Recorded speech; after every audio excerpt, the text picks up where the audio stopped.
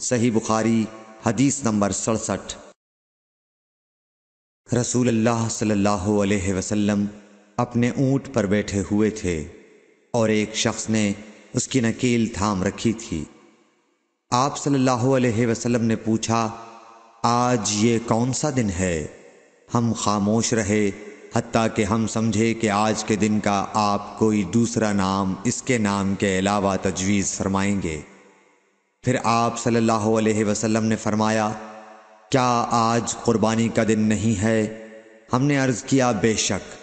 اس کے بعد آپ صلی اللہ علیہ وسلم نے فرمایا، یہ کون سا مہینہ ہے؟ ہم اس پر بھی خاموش رہے اور یہی سمجھے کہ اس مہینے کا بھی آپ اس کے نام کے علاوہ کوئی دوسرا نام تجویز فرمائیں گے۔ پھر آپ صلی اللہ علیہ وسلم نے فرمایا، کیا یہ ذو الحجہ کا مہینہ نہیں ہے؟ ہم نے عرض کیا، بے شک۔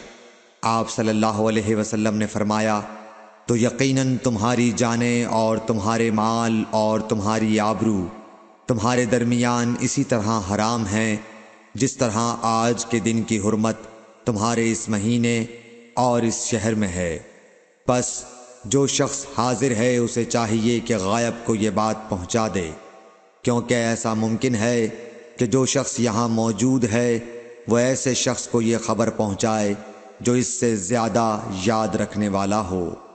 صحیح بخاری حدیث نمبر 67۔